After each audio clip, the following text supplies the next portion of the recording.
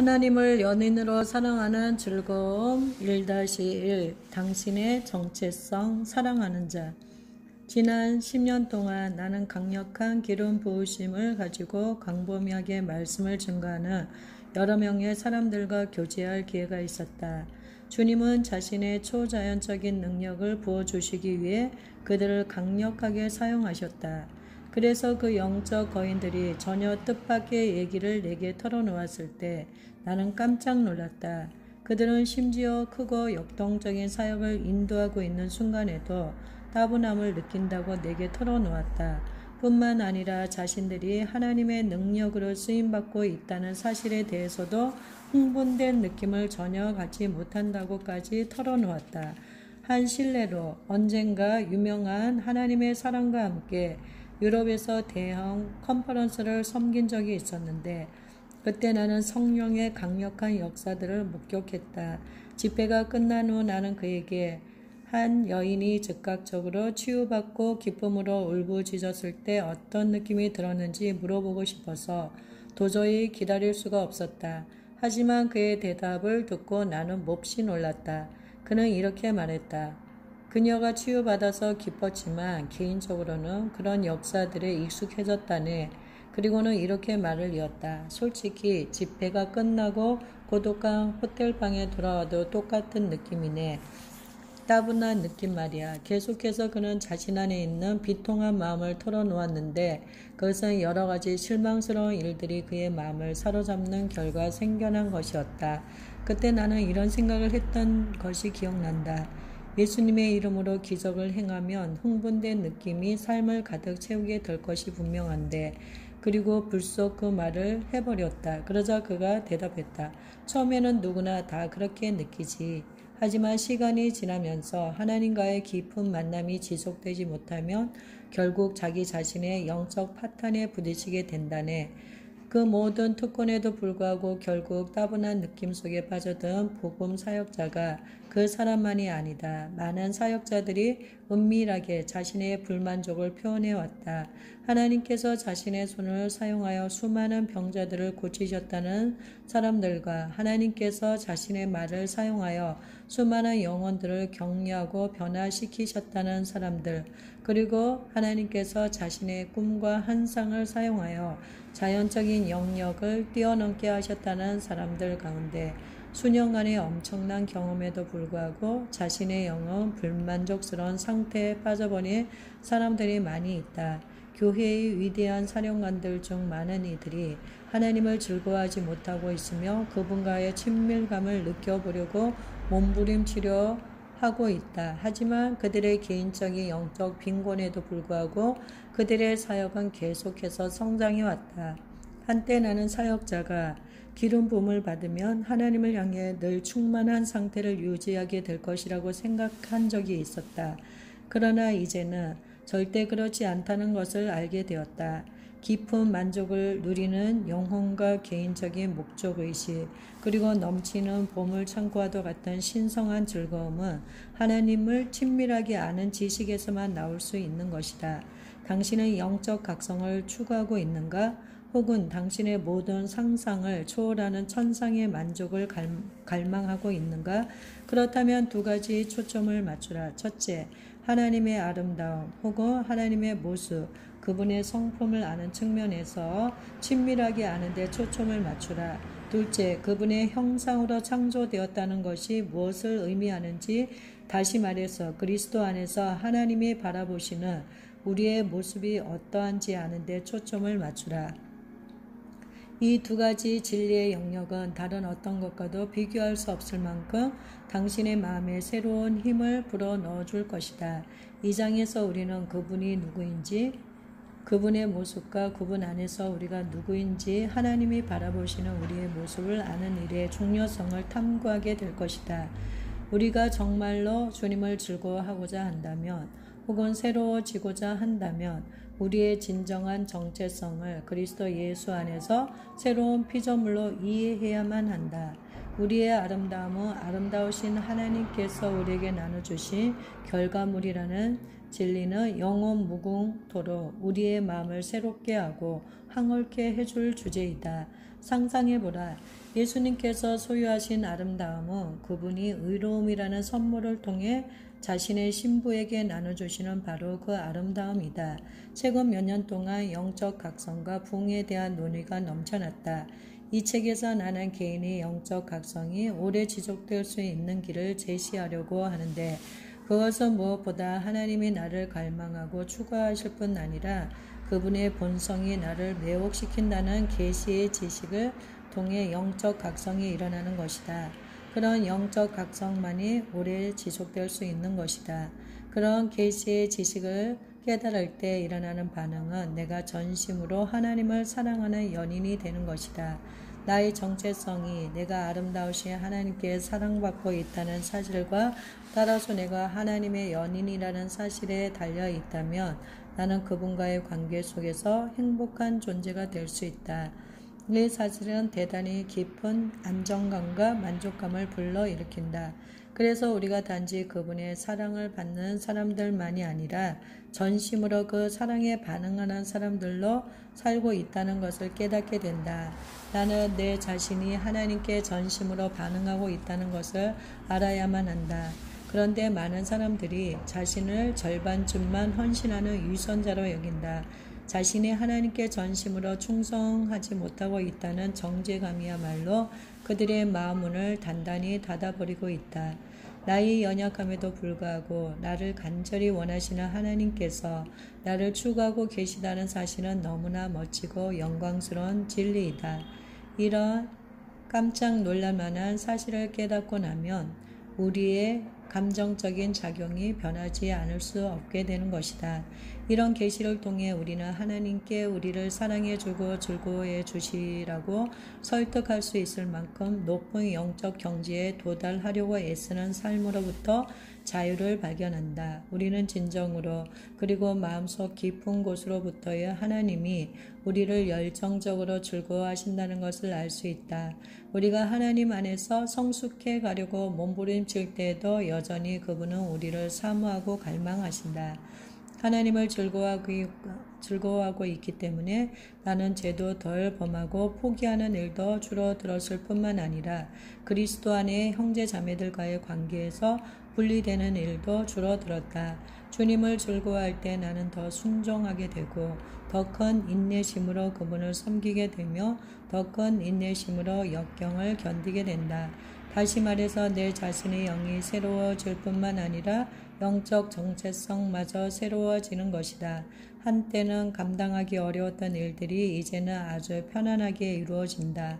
하나님이 나를 즐거워하신다는 느낌은 우리로 훨씬 더 강력한 은혜를 받게 만들며 그 결과 역경 가운데서도 더 큰 인내심으로 순종하고 섬길 수 있게 해준다. 이 진리가 내 안에서 점점 확장될 때 나는 기쁨으로 주님을 섬기게 되고 그분을 즐거워하는 법을 배우게 된다. 바로 이것이 주 안에서 행복을 누리는 신자들의 고백이다. 주님께서 우리를 간절히 원하고 계시다는 것을 알기 때문이다. 그리고 결과적으로 우리가 하나님의 연인이 되었다는 것도 알기 때문이다. 사실 영적 각성을 간단히 말하면 주 안에서 행복을 누리는 것이다. 하나님의 소리에 맞춰 공명하라. 소리국새는 2개의 긴 강철 막대가 달려있어 일정한 높이의 음을 만들어내는 기구이다. 당신도 지금까지 살아가면서 어디선가 한 번은 본 적이 있을 것이다. 구부러진 부분을 때리면 한쪽 강철 막대의 진동이 다른 쪽 강철 막대에 공명되면서 소리가 만들어진다. 한쪽 강철 막대의 에너지는 다른 쪽 강철 막대의 에너지에 가깝게 유지된다. 우리는 하나님을 공명하는 존재로 창조되었다. 우리는 피조물로가 아닌 하나님께서 우리를 즐거워하시고 갈망하시고 또 구속하셨다는 황홀한 사실을 알게 될 때 생기를 얻고 새 힘을 얻는다. 우리는 골로새서 3장 10절에서 개인의 영적 각성에 관한 아주 중요한 원리를 이끌어낼 수 있다. 새 사람을 입었으니 이는 자기를 창조하신 자의 형상을 좇아 지식에까지 새롭게 하심을 받는 자니라. 이 구절에서 바울은 2가지 영역의 지식을 언급한다. 첫째는 하나님의 형상을 좇는 지식이다. 여기서 형상을 다른 말로는 성품이라고도 할 수 있다. 바울이 주님 앞에서 배운 첫 번째 자신은 하나님의 성품을 아는 지식이 순종을 불러일으키신다는 것이다. 즉 하나님의 성품을 아는 지식은 사람들을 회개하도록 자극할 뿐만 아니라 그들의 마음에 용기를 불어넣어주는 것이다. 따라서 이 구절의 말씀은 회개와 영적 각성 가운데 살아가기 원하는 우리의 갈망의 핵심적인 열쇠라고 할 수 있다. 하나님의 형상에 관한 놀라운 지식만큼 우리의 마음을 각성케 하고 격려할 수 있는 것은 아무것도 없다. 솔직히 그 어떤 것도 하나님의 형상을 아는 지식보다 더 우리의 마음을 새롭게 하지 못한다. 이것이 바로 당신 자신의 개인적인 영적 각성의 열쇠이며 동시에 다른 사람들을 주님께 전심으로 헌신하도록 이끌 수 있는 열쇠이기도 하다. 하나님의 성품을 아는 지식, 즉 하나님이 어떤 분인지 아는 지식은 당신의 친구들과 사랑하는 이들을 주님께로 이끌도록 해줄 것이다. 하나님의 성품에 대한 지식이 무엇인지 제대로 이해하지 못하고 있는 것이야말로 현대 교회의 가장 부족한 영역일 것이다. 하나님이 어떤 분인지 알게 될 때 우리 안에서 뭔가가 깨어 일어난다. 그분은 우리에게 하나님의 아름다움에 관한 지식이 결여될 때 우리의 영이 둔해지도록 우리를 설계하셨다. 우리가 하나님의 말씀과 규칙적으로 그리고 새롭게 만나는 사건이 없다면 우리의 영은 점차 더 둔해지고 더 무감각해질 것이다. 왜냐하면 성령께서는 하나님의 말씀을 통해 우리에게 하나님의 모습을 드러내 보여주시기 때문이다. 이사야 선지자는 우리가 메시아를 놀라우신 분이라고 부르게 될 것이라고 말했다. 그분은 교회를 놀라움으로 가득 채우실 분이다. 오, 끝없는 경이로움의 능력 안에 사는 삶이 얼마나 능력 있는 삶이겠는가. 우리는 놀람과 충격 속에서 살도록 지으심을 받았다. 놀라움이 사라지며 우리는 지루함 속에 살게 된다. 그러나 우리의 메시아는 놀라우신 하나님이라고 불리게 될 것이다. 하나님을 아는 지식으로 인해 죄는 어리석은 행위처럼 보이게 되고 의는 훌륭한 행위처럼 보이게 된다. 또한 그로 말미암아 역경 가운데 인내하는 것이 당연한 것으로 여겨지게 된다. 한 걸음 더 나아가 우리의 영 안에는 하나님의 뜻에 순종하라는 부르심에 크게 예라고 대답할 마음이 생겨나게 된다. 이처럼 하나님을 아는 지식은 하나님의 백성들의 마음을 일깨울 것이며 불신자들의 마음도 일깨울 것이다. 사탄과 귀신들의 무리는 우리의 마음을 어둡게 하여 우리로 하나님의 영광과 인격을 깨닫지 못하게 하려고 분주히 움직이고 있다. 마귀는 우리의 이해를 어둡게 하여 우리로 하여금 하나님의 어떤 분인지 깨닫지 못하게 할 수만 있다면 영적 전쟁을 자기 쪽으로 아주 유리하게 이끌 수 있다는 것을 알고 있다. 그의 목표는 하나님의 진리를 참수하기 위해 우리 마음속에 일어나는 거짓말들로 교회를 가득 채우는 것이다. 그렇게 거짓말이 교회를 가득 채울 때 영적 따분함이 생겨나게 된다. 영적으로 따분한 신자는 사탄의 공격에 더 무너지기 쉽다. 개인적인 영적 각성이 없어서는 안 될 중요한 한 가지는 회개이다.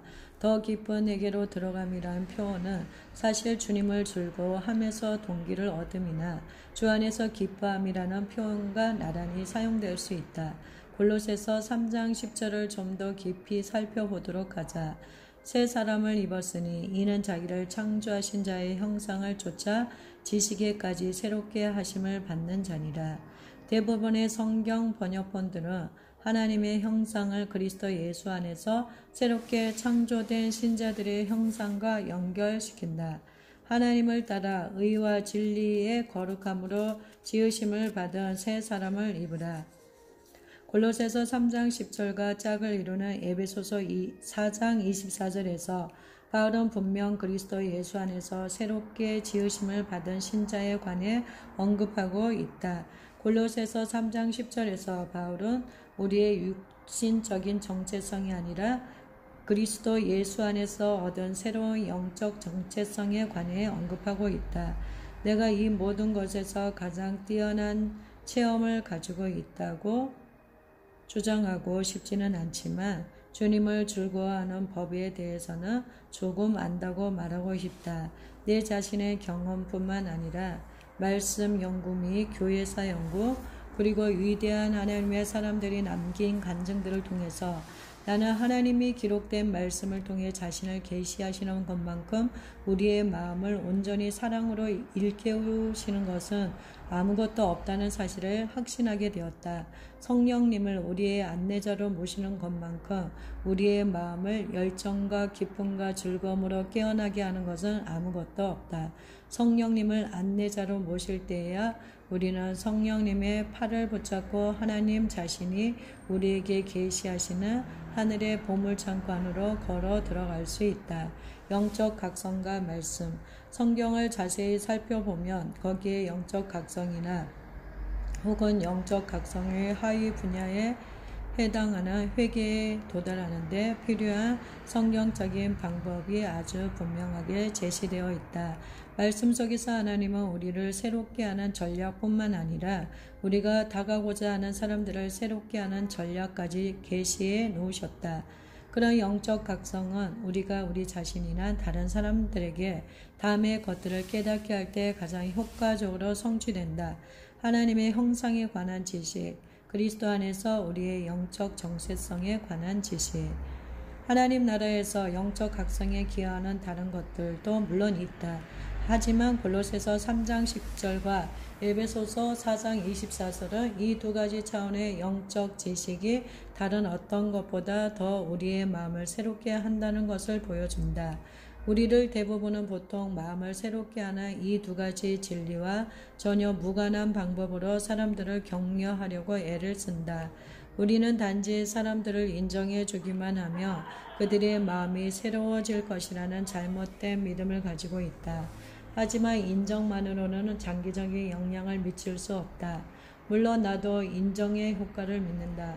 그리고 사람들을 데리고 나가 저녁을 사주고 그들과 함께 시간을 보내며 그들이 우리에게 얼마나 중요한 존재인지 말해주는 것에 효과를 믿는다. 나는 분명히 그렇게 하는 것이 아주 중요하다고 생각한다. 하지만 그런 종류의 인정은 위에 언급된 두 가지 진리가 보여주는 계시의 지식만큼 사람들을 영적으로 각성시키지 못할 것이다. 개인의 것보다 더 큰 필요는 항상 하나님의 형상에 관한 지식과 그리스도 예수 안에서 자신이 어떤 존재인지에 관한 지식 안에서 새롭게 되는 것이다. 사람들과의 관계를 발전시키고 그들을 인정해 주는 것이 중요하지 않다고 말하는 것이 아니다. 우리에게 사람들을 격려할 수많은 방법이 있을 수 있지만 일반적으로 그런 방법들은 골로새서 3장 10절과는 무관하다. 따라서 일반적으로 우리가 장기간에 걸쳐 시도한 영적 각성의 노력들이 별다른 효과가 없었던 것은 그리 놀라운 일이 아니다. 그러므로 목사들이 하나님 말씀을 신자들에게 체계적이고 규칙적으로 깨닫게 하는 것은 대단히 중요하다. 그들은 특히 하나님의 말씀을 통해 하나님을 아는 지식과 하나님 안에서 그들 자신이 누구인지를 아는 지식을 가져야만 한다.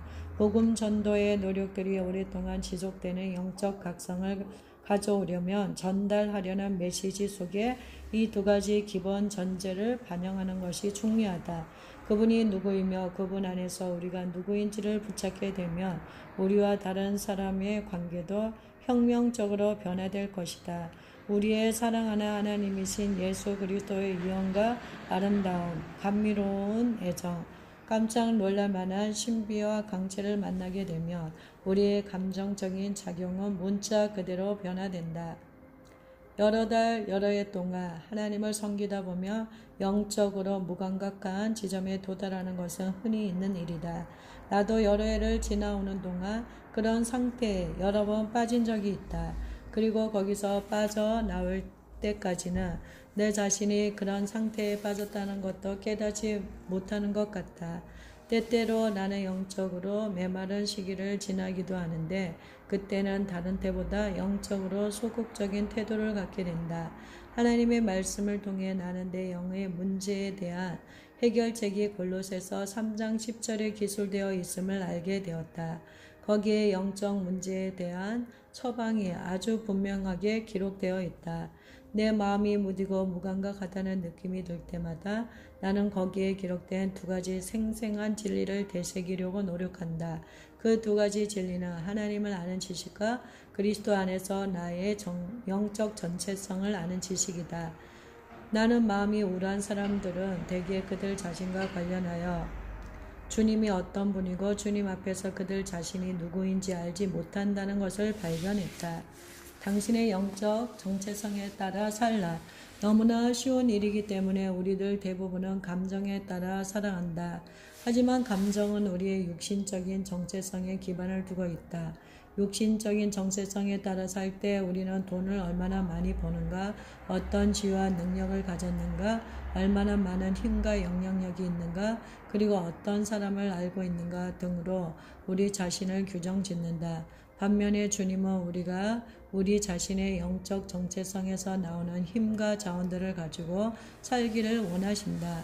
다른 말로 하면 아름다우신 하나님이 예수님의 의를 선물로 주시고 그 의로움 안에서 우리를 높이셨을 뿐만 아니라 지금도 우리를 간절히 원하고 계시다는 사실로 우리 자신을 규정짓기를 원하시는 것이다. 우리 자신의 육신적인 정체성을 의존하는 자리에서 떠나 영적 정체성에 따라 사는 자리로 옮겨갈 때 우리는 지속적인 영적 각성을 경험하게 될 것이다. 영적 정체성에 따라 사는 것은 그 어떤 것보다 더 우리의 마음에 활력을 주고 새로운 용기를 북돋아 줄 것이다. 내 자신의 개인적인 삶 속에서 나는 사역이 성장한다고 해서 의미와 흥미진진함을 향한 나의 욕구가 충족되지 못한다는 것을 깨닫게 되었다. 1990년 여름이었다. 나의 컨퍼런스 사역이 갑자기 전 세계적으로 성장하게 되었고 그 결과 그의 내 사역도 예상을 훨씬 뛰어넘는 재정적 번영과 증가를 경험하게 되었다. 약 3,000명의 사람들이 내가 담임하는 교회에 출석했고 8,000명 이상의 사람들이 그의 여름 캔사스시에서 해마다 열리는 교회 컨퍼런스에 참석했다. 하지만 모든 무리들이 떠나가고 나와 피곤에 지친 내 몸만 침대에 남았을 때 사역 초기에 그토록 익숙하게 느꼈던 것과 똑같은 불만족감을 느끼게 되었다. 나는 항상 사역이 성장하게 되면 그 모든 내적 공허감도 사라지게 될 것이라고 생각해 왔었다. 그러나 그 순간 그런 생각이 틀렸다는 사실을 인정해야만 했다. 바로 그 여름에 하나님은 나에게 개인적으로 아가서를 깊이 열어주시기 시작하셨다.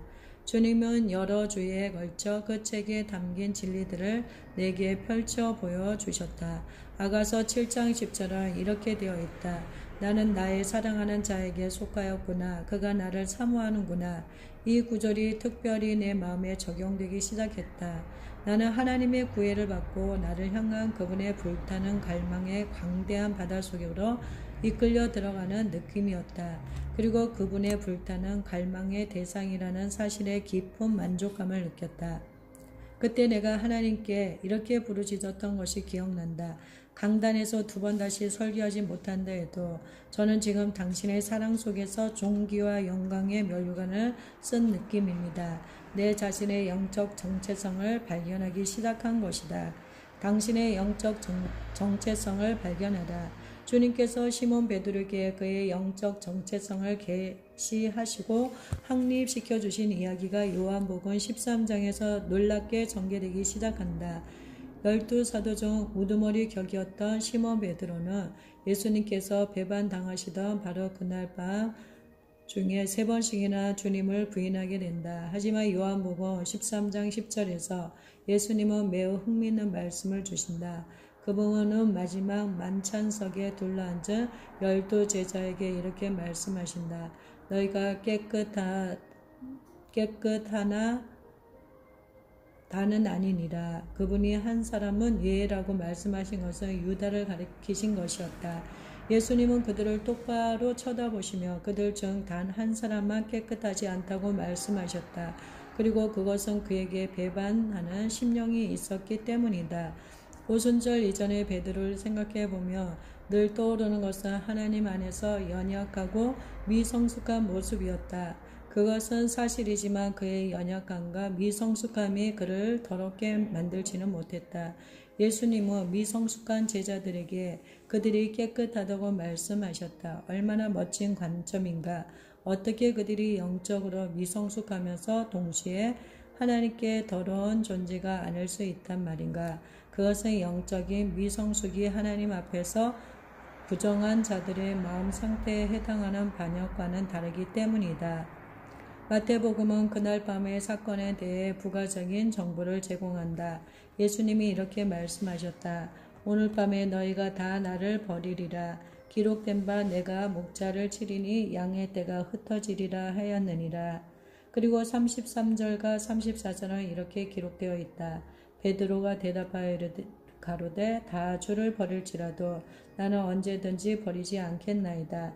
예수께서 가라사대 내가 진실로 내게 이르노니 오늘 밤 닭 울기 전에 내가 3번 나를 부인하리라.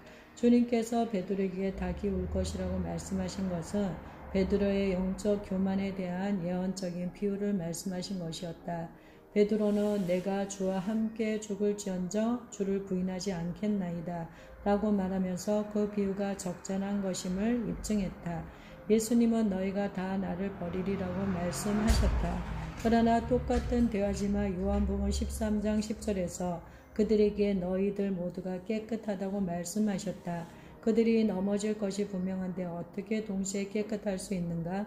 그것은 육신의 연약함으로 인해 넘어지는 것과 배반하는 심령을 가지고 하나님께 반역하는 것 사이에 큰 차이가 있기 때문이다. 요한복음 13장 10절에서는 그들 모두가 깨끗하다고 말하면서 동시에 마태복음 26장 31절에서는 그들이 다 미성숙함으로 넘어질 것이라고 말한 것이 하나님의 눈에는 결코 모순되지 않는다. 당신은 타락은 아니지만 넘어질 수는 있다는 것을 아는가?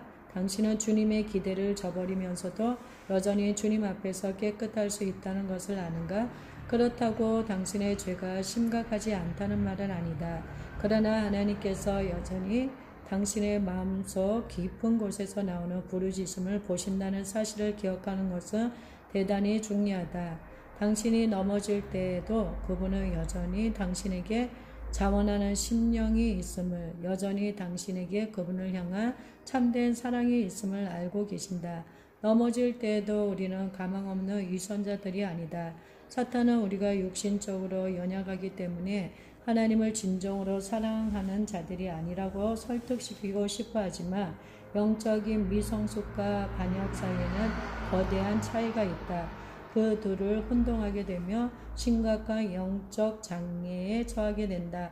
오해하지 말라. 우리가 연약함에도 불구하고 하나님께서 우리를 사랑하신다는 말은 우리가 삶 속에서 범하는 죄를 그분이 인정하시거나 동의하신다는 의미가 결코 아니다. 그분은 죄에 동의하지 않으시기 때문에 우리를 징계하신다. 하지만 그분이 우리를 징계하시는 것도 역시 우리를 향한 애정 때문이다. 그분이 우리를 징계하시는 것은 우리를 포기하시기 때문이 아니라 우리와 친밀한 교제를 원하시기 때문이다. 우리에게 자원하는 심령이 있다 하더라도 우리가 그분의 명령을 지키지 않을 경우 그분은 결코 우리의 죄를 소극적으로 다루지 않으신다. 하지만 우리들 개개인에 대해서는 격려하지 않으신다. 그분은 우리와 깊고 친밀한 교제를 갈망하신다. 그러나 좋은 의도를 가지고 믿음으로 행하려고 노력하는 가운데에서도 우리를 결코 넘어지게 하는 뭔가가 있다. 누가복음 22장 32절에는 주님과 제자들의 대화와 관련하여 또 다른 내용이 첨가되어 있다. 예수님께서 베드로에게 말씀하신다. 그러나 내가 너를 위하여 내 믿음이 떨어지지 않기를 기도하였노니 너는 돌이킨 후에 내 형제를 굳게 하라. 근본적으로 주님은 시몬 베드로에게 그가 주님을 배반하더라도 타락하지는 않도록 그를 위해 기도하겠다고 말씀하고 계시는 것이다. 당신은 머리를 극적이며 이렇게 말할지도 모르겠다. 잠깐만요. 넘어진다는 것이 곧 믿음의 실패와 타락을 가리키는 게 아닌가요? 실제로 진실한 마음을 가지고 있으면서 육신의 연약함에 부딪히는 사람과 하나님을 배반하는 마음을 가지고 단순히 넘어지는 데서 끝나는 것이 아니라 정말로 믿음이 타락해버리는 사람 사이에는 차이가 있다. 배반하는 심령에 사로잡히는 상태가 있다. 주님의 말씀은 그 두 가지 영역을 구별하고 있다. 그 두 가지 마음 상태의 차이를 구별하는 것은 극히 중요하다. 왜냐하면 우리가 넘어져서 주님의 기대를 저버릴 때 종종 우리 자신에게 배반자라는 딱지를 붙여버리는 실수를 저지르기 때문이다. 그렇지만 미성숙함과 반역 사이는 엄청난 차이가 있다. 미성숙한 신자는 믿음에 있어서 성숙하지 못한 사람이다. 몇 가지 예외가 있겠지만 사도 바울 같은 사람과 비교해 볼 때 우리들 대부분은 여전히 믿음에 있어서 대단히 미성숙한 사람들이다. 믿음에 있어서 성숙하지 못한 신자는 넘어지기 마련이다. 그런 사람은 심지어 주님께 순종하는 삶과 어울리지 않는 말이나 행동까지도 할 수 있다. 마지막 만찬에서의 대화를 마치고 그들은 겟세마네 동산으로 왔다. 거기서 예수님은 마지막 만찬 석상에서 언급한 내용을 다시 꺼내신다. 마태복음 26장 41절에서 예수님은 베드로를 바라보시며 그분을 향한 그의 마음을 두 가지로 묘사하신다. 예수님은 베드로에게 말씀하시기를 그가 자원하는 심령과 연약한 육신을 동시에 가지고 있다고 말씀하셨다. 시험에 들지 않게 깨어있어 기도하라. 마음에는 원이로되 육신이 약하도다 하시고 비록 새 국제역이 육신이라는 단어를 몸으로 번역하고 있긴 하지만 내가 믿기로 여기서 그리스도가 언급하고 있는 것은 신체적인 몸이 아니다. 나는 예수님께서 육신의 원리에 대해 즉 위협을 당할 때 죄에 굴복하는 경향에 대해 말씀하고 계시다고 믿는다. 예수님은 인간의 구원을 알고 계셨기 때문에 베드로로 인해 존재하는 명백한 모순을 이해하셨다. 시편 103편 14절은 하나님께서 우리가 진토에 불과한 존재임을 기억하신다고 말씀한다. 이는 저가 우리의 체질을 아시며 우리가 진토임을 기억하심이로다. 베드로의 문제는 자기 육신이 연약하다는 사실을 깨닫지 못했다는 것이다. 그는 자신이 결단코 주님을 부인하지 않을 것이라고 정말로 믿었다. 그는 자신이 결코 주님의 기대를 저버리지 않을 것이라고 생각했다. 미성숙한 상태에 있던 베드로는 그를 향한 주님의 헌신보다 주님을 향한 자기 자신의 헌신을 더 믿고 확신했다. 대부분 신자들이 이러한 잘못된 생각으로 시작한다. 사실 나도 거기서 시작했다. 주님을 만났을 때 나는 너무나 흥분된 느낌을 가졌다. 그러나 사실 주님에 대해 흥분했다기보다는 아마도 나의 자신에 대해 더 흥분했던 것 같다. 나는 주님께서 세기의 거리를 성사시켜 나를 얻었다고 생각했다. 나는 너무나 베드로와 흡사했다. 나의 태도는 이랬다. 저는 넘어지지 않을 겁니다. 주님 제 걱정을 하지 마세요. 가셔서 다른 사람들이나 신경 쓰시죠. 언제든 주님의 부르심에 대기하고 있겠습니다. 베드로의 이름이 나오는 구절에 내 이름이 들어가 있었더라도 그 말씀은 조금 더 틀리지 않을 것이다. 그러면 아마 이런 내용이 전개되었을 것이다. 주님이 내게 그래 마이크 연약한 육신을 가지고 있기 때문에 너는 넘어질 것이다. 하지만 너에겐 자원하는 심령도 있구나 라고 말씀하셨을 것이다. 그러면 난 이렇게 대답했을 것이다. 아니요 주님 난 넘어지지 않을 거예요. 다른 사람은 넘어지겠지만 말이에요. 신앙생활 초기에는 내 자신의 연약함을 이해하지 못했기 때문에 나는 주님이 정말 멋진 거래를 성사시켜 괜찮은 사람을 얻으셨다고 생각했다. 나중에 주님께서 내 자신의 연약함을 볼 수 있도록 눈을 열어주셨을 때 내가 얼마나 혼란스러웠는지 지금도 기억하고 있다. 우리 중 많은 이들이 우리의 미성숙함에도 불구하고 하나님께서 우리를 사랑하시고 즐거워하신다는 사실을 잘 붙잡지 못한다. 우리는 미성숙할지라도 여전히 하나님의 연인들이다. 그렇지만 넘어질 경우 우리는 종종 자신을 가망 없는 위선자로 여기고 우리가 하나님의 연인이라는 영혼의 고백을 놓쳐버린다. 우리는 그리스도 안에서 우리가 누구인지 말씀하시는 하나님의 진리를 붙잡는 대신 참수하는 영의 말에 귀를 기울인다.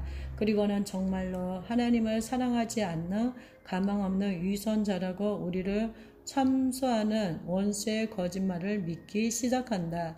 베드로는 넘어졌을 때에도 여전히 하나님을 사랑하는 자였다. 그리스도께서 행하신 일 때문에 그는 여전히 하나님 앞에서 깨끗한 자였다.